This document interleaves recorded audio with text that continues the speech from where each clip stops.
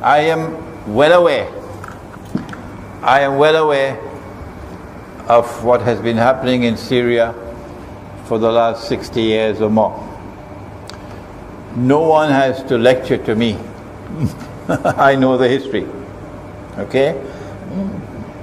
But I am not going to be party, ever, of any group who seek to liberate themselves from oppression and take weapons and arms from Saudi Arabia and from Qatar and from Turkey. A large number of those who are now fighting Assad in Syria are paid by the Saudis and the Qataris and are trained and have been given arms to go and invade another country. May Allah grant the day will come when Saudi Arabia will be invaded in the same way.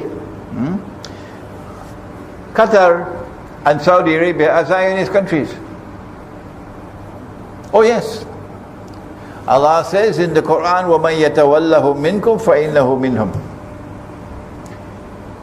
If you turn to them with friendship and alliance, you belong to them, says Allah, not to us, the Judeo-Christian alliance, the Zionist alliance. If there are in Syria those who are not connected whatsoever with the Saudis and with Qatar and with Turkey and with the Zionists, okay? Where are you getting your weapons? Oh, we're taking it from the Syrian army. Very convenient answer. Very convenient answer. Even if you have your own weapons, you do not launch your struggle at this time to liberate yourself.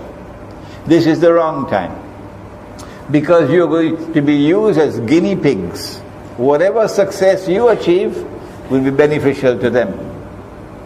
So you're acting very foolishly to use this moment, the second Arab Spring, to get rid of Assad. Choose a different time, not a time when Saudi Arabia and Qatar and the Zionists are sending men into Turkey armed with weapons and financed by them and trained by them. Choose another time, not this time. Okay? So I know about oppression. It's not just in Syria, of course. There's more oppression in Saudi Arabia. How many of them going to Saudi Arabia to liberate Saudi Arabia? How many?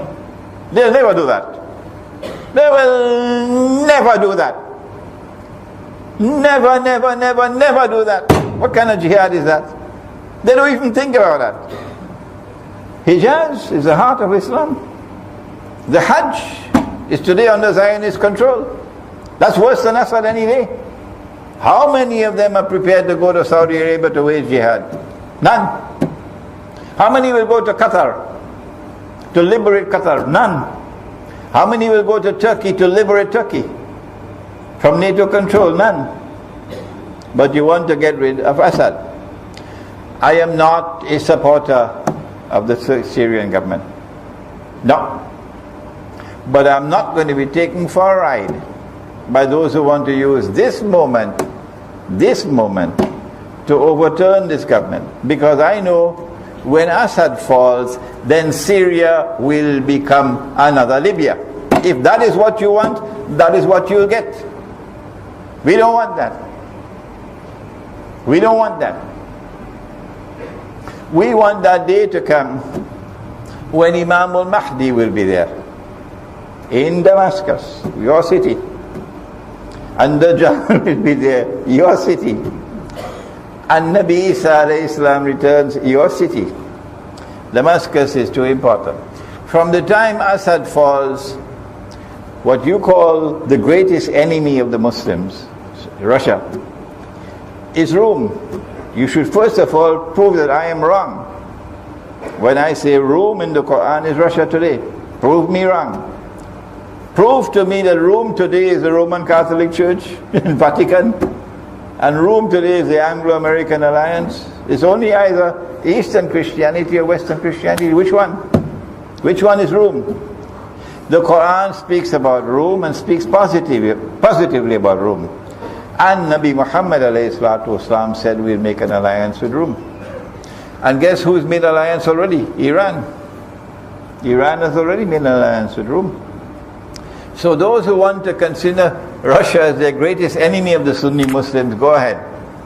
We are not a part of that. We've done enough to tell you that Russia is now changing and returning to Christianity. How else can we explain the State University of Moscow reaching out to me to invite me to come to Moscow when I'm preaching Islam, if there's so much hatred for Islam? Any other questions?